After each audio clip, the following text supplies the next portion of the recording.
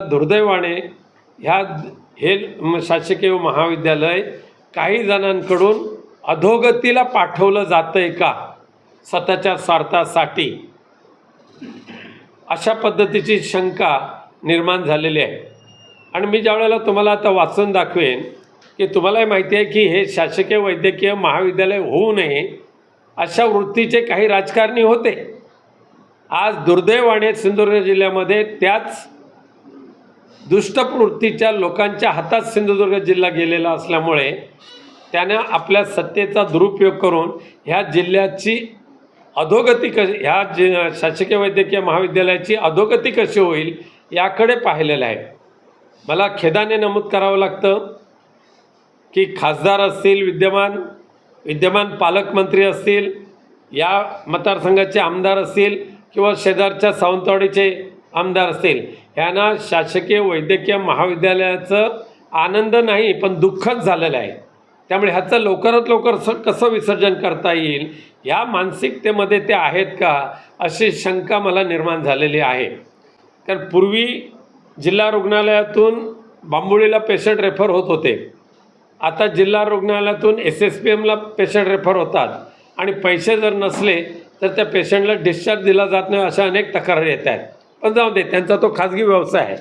महाराष्ट्राबरोबरच इतर देशातल्या इतर राज्यातले विद्यार्थीसुद्धा इथे खूप मोठ्या प्रमाणात आहेत आणि त्यामुळे अशी जर ह्या विद्यार्थ्यांच्या जीवनाशी खेळण्याचं काम सध्याच्या शासनाकडून होतं आहे, वरिष्ठ अधिकाऱ्यांकडून होतं आहे। मी यामध्ये डीनना दोष नाही देणार आहे, सातत्याने मागणीपत्र पाठवतात, पण मुंबईमध्ये जाऊन आयुक्तांकडे बसणं, मेडिकल सेक्रेटरी म्हणजे वैद्यकीय सचिवांकडे बसणं, वैद्यकीय खातं सांभाळणाऱ्याकडे मंत्र्यांकडे बसणं आणि आपल्या जिल्ह्याचा हा बॅकलॉग भरून काढण्यासाठी लोकप्रतिनिधींची जी मानसिकता पाहिजे ती दुर्दैवाने ह्या लोकप्रतिनिधींची राहिलेली नाही। अगदी ओपनली माझं आव्हान आहे, आपल्या माध्यमातून जर वैद्यकीय शिक्षणाचे मंत्री जर ऐकत असतील, हा जो कॉन्ट्रॅक्टर नियुक्त केलेला आहे तो तुमचा नातेवाईक आहे की नाही स्पष्ट करा। त्यावेळेला आम्ही मागणी केली होती की जिल्हा स्तरावर कॉन्ट्रॅक्च्युअल पदं भरावी, पण ज्या वेळेला सध्याच्या मंत्र्यांकडे हे चार्ज आला त्यावेळेला अख्ख्या महाराष्ट्रातल्या सगळ्या शासकीय महाविद्यालयांसाठी एकच ठेकेदार नियुक्त केला गेला आणि तो सध्याच्या मंत्र्यांचा, काही जण म्हणतात मुलगा आहे, काही जण म्हणतात जावई आहे, पण त्यांनी सांगावं माझा तो जावई नाही, माझा तो मुलगा नाही। आणि त्याच्यावर दुसरं कहर असं आहे की कॉन्ट्रॅक्च्युअल वर्कर्सना शासनाने दिलेला जो त्यांचा म्हणजे ड वर्गाचा सांगतो मी तुम्हाला, त्याचा पगार दर महिन्याला 20,800 किंवा 600 असं काहीतरी आहे, 20,600। पण आत्ताच्या घडीला आम्ही ज्या वेळेला आता इन्क्वायरी केली त्यावेळेला त्याला मिळतोय 12,000। मग 20,000तून 20,800वरून 12,600 त्याला हातात मिळतोय। स्टॅच्युटरी डिडक्शन त्याचं जे आहे सरकारच्या नियमाप्रमाणे हे 1,980 आहे। 20,700मधून 1,980 वजा केले तर त्यांच्या हातात किती मिळाले पाहिजे? 17,000 ते 18,000 तरी मिळाले पाहिजे।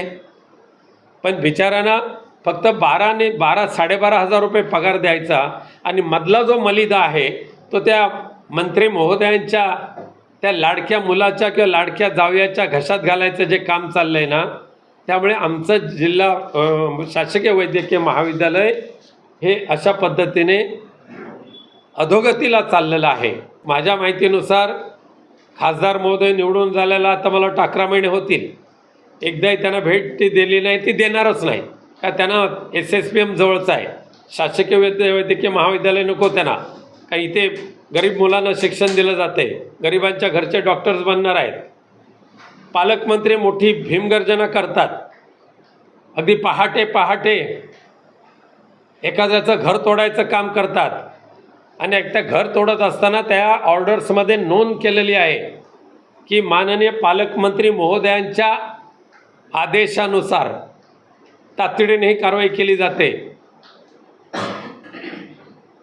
त्यांना वेळ मिळालेला नाही आहे. शिवसेना उद्धव बाळासाहेब ठाकरे पक्षाच्या सरपंचांना एक छदामही देणार नाही ही घोषणा करायला त्यांना वेळ मिळतो, पण शासकीय वैद्यकीय महाविद्यालयाची जी अडचण आहे ती सोडवायला त्यांना कॅबिनेट मंत्री असून सुद्धा वेळ नाही आहे मिळत आहे. आणि आमदार महोदय त्यांना काय पडलेलंच नाही, तिकडचे आमदार ते काय पडलेलं नाही, राजकीय वनवासात गेलेले आहेत.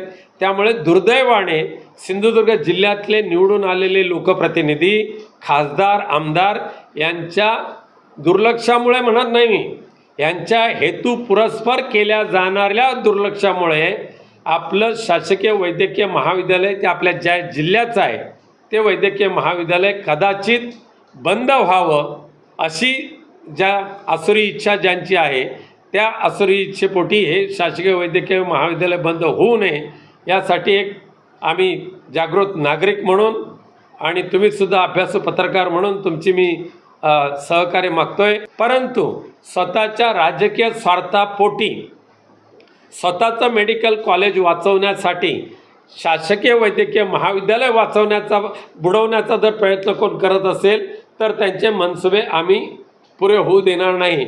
बघा, आपण सांगताय ती वस्तुस्थिती आहे. आज मुंबई आणि MMR रिजन, केवळ मुंबई नाही, MMR रिजनच्या काही परप्रांतीयांची एवढी मुजोरी वाढलेली आहे.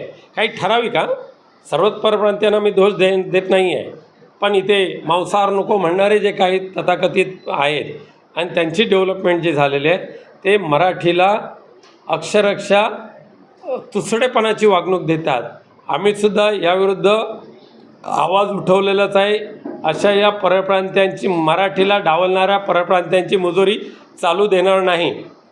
परंतु ज्या पद्धतीने माननीय देवेंद्र फडणवीस साहेबांकडे अख्खा महाराष्ट्र पाहतोय, त्यांचं ते काम आहे त्या महाराष्ट्राला वाचवणं, महाराष्ट्रातली मराठी वाचवणं, तर खऱ्या अर्थाने संत संमेलन नाशिकला झालेलं हे फलदायी ठरेल, नाहीतर नाही.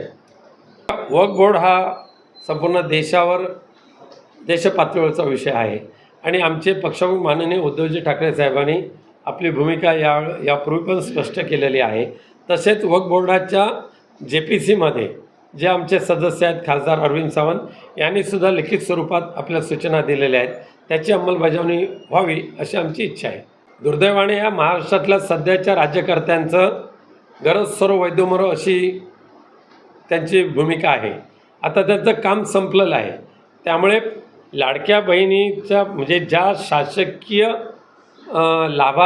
लाभार्थी असतात त्यांचे निकष काय आत्ता ठरलेले नाही आहे, हे पूर्वीपासून ठरलेले आहेत. पण विधानसभेमध्ये कुठेतरी मतदारांना फसवायचं, थापेबाजी करायची आणि त्यांच्या खात्यामध्ये सरसकट जी काय लाडकी बहिणीची रक्कम जमा केली आणि आता त्यांचं काम संपलेलं आहे. आता त्यांना गरज भासलेली नाही लाडक्या बहिणींची. त्यामुळे 2100 तर सोडाच, मी पुढच्या वर्षाच्या अर्थसंकल्पामध्ये हे 1500 रुपयेसुद्धा मिळतील का ही सुद्धा शंका आहे. आत्ताच्या पहिल्या टप्प्यामध्ये किमान 30 ते 35 लाख लाडक्या बहिणी ह्या प्राथमिक लाभापासूनसुद्धा वंचित होतील आणि शिल्लक राहिलेल्यांना महापालिका आणि जिल्हा परिषदेच्या निवडणुकापर्यंत रेटत नेलं जाईल. मुंबई महापालिकेसहित संपूर्ण महापालिकांच्या निवडणुका झाल्या, जिल्हा परिषद पंचायत समितीच्या निवडणुका झाल्या की येणाऱ्या अर्थसंकल्पात अजित पवारसाहेब त्याला टाळं मारतील. मला त्याच्यावर काय भाष्य करायचं नाही आहे. काय ते खोक्याबाई असेल किंवा बाबाबाई असेल हा विषय केवळ बीडचा नाही, पण बीड हा जिल्हा हा ॲश माफियांचा जिल्हा झालेला आहे, ॲश माफियांचा. आणि दुर्दैवाने संतोष देशमुखांच्या हत्येवरून हा संपूर्ण उजेडात आलं. पण यापूर्वी अशा शेकडो जणांच्या हत्या करून गाडल्या गेलेल्या आहेत ह्या ॲश माफियांकडून, ते अजून उजेडात आलेले नाही आहेत. पण ह्या भूमाफियांचा बिमोड करण्याची जबाबदारी माननीय देवेंद्र फडणवीस साहेबांकडे आहे आणि त्यांनी चॅलेंज म्हणून ती स्वीकारावी अशी माझी त्यांना विनंती आहे. आज दुसरासुद्धा विषय आहे. सिंधुदुर्ग जिल्हा हा आता पर्यटनाबरोबर तुमच्या गोवा बनावटी या दारूचा एक अड्डा झालेला आहे, बरोबर ना संदेशभाई? नाही, गोवा बनावटीच्या दारूचा अड्डा झालेला आहे.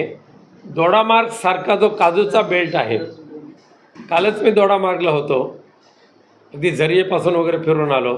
तिथलेच शेतकरी म्हणाले ते गोव्यातले बॉर्डरवरचे भाग आहे, सगळे ड्रग्ज घेऊन येतात, काजीच्या झाडाच्या सावलीमध्ये बसतात आणि पूर्ण जिल्ह्याला ड्रग्जचं सप्लाय हा गोव्याच्या माध्यमातून होतो आहे.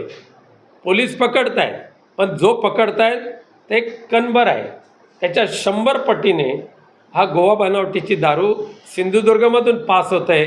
आणि सगळे दारू पासिंग करणारी जी मंडळी आहेत ते ह्या सध्याच्या जिल्ह्यातल्या राज्यकर्त्यांचे पोशिंदे आहेत. नाही, सिंधुदुर्ग जिल्ह्याचा जो विमानतळ आहे गुरु, हा केवळ आणि केवळ त्या रस्ता बनवणाऱ्याने टोल वसूल करणाऱ्या IRB ठेकेदारासाठी आहे, ज्याला रिक्षाचा सुद्धा रस्ता बनवण्याची लायकी नाही. अशा त्या माणसाला त्यांनी एअरपोर्टची रनवे बनवायला दिलं होतं. आणि ज्यावेळेला आमची एस्टिमेट कमिटीचे मंडळी आली त्यावेळेला ज्येष्ठ सदस्य राजीव प्रताप रुढींनी अशी लाथ मारली तर तो रनवेचा संपूर्ण मटेरियल उभा आला. आणि मग त्यावेळेला तो रनवे पूर्णपणे आपण खोदून परत राज्यातून मशिनरी मागवली आणि तो रनवे करून घेतला. माननीय पंतप्रधान नरेंद्र मोदी साहेबांकडे त्यावेळेला आम्ही सत्ता पक्षामध्ये होतोच, मी एकदा पत्र त्यांना दिलं आणि त्यावेळेला नवीनच त्यांची स्कीम आली होती, रिजनल कनेक्टिव्हिटी स्कीम.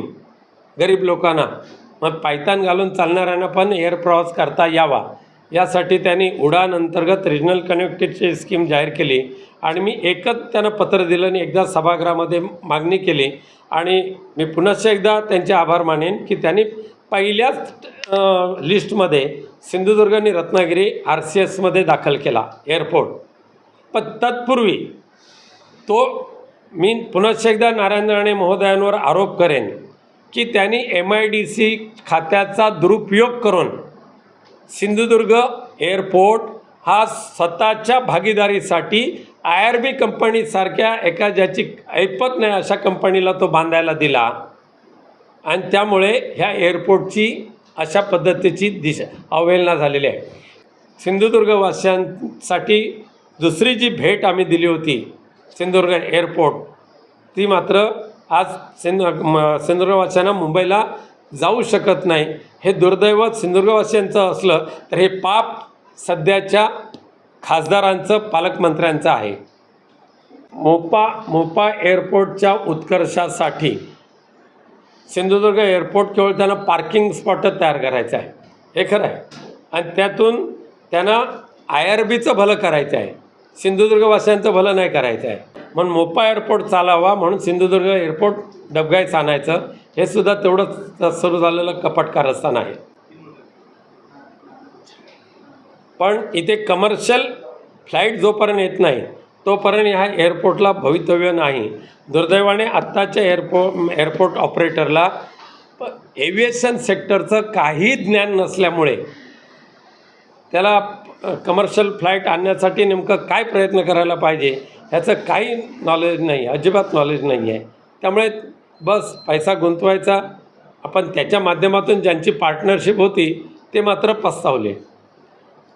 937 एकर जमीन स्पेशल SEZ करायची होती कुडाळपर्यंत, ते फसले. त्यामुळे आता त्यांना त्याच्यामध्ये इंटरेस्ट नाही राहिलेला आहे. सिंधुदुर्ग जिल्ह्याचा जो नावलौकिक आहे पूर्ण महाराष्ट्रामध्ये आणि देशामध्ये, दुर्दैवाने सिंधुदुर्ग जिल्ह्यामध्ये निकृष्ट मेडिकल एज्युकेशन मिळणारा जिल्हा म्हणजे सिंधुदुर्ग जिल्हा असा होऊ नये अशी प्रार्थना मनामध्ये तळमळ असल्यामुळे आज आम्ही सर्वजण त्या ठिकाणी गेलो आणि तुमच्यासमोर हे सगळं वस्तुस्थिती कथन केलेले आहे. पुढच्या आठवड्यात आम्ही सुद्धा मंत्रालयामध्ये जाऊन ही स्थिती संबंधित अधिकाऱ्यांच्या कानावर घालणार आहोत आणि तात्काळ हे जे महत्त्वाची पदं भरा अशी मागणी करणार आहोत. जर केलं नाही तर सिंधुदुर्ग ते मंत्रालय अशा पद्धतीचं आंदोलन आम्हाला सर्वांना करावं लागेल.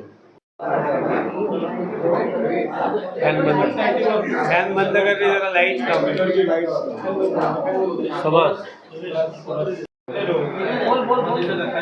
Hello hello hello hello hello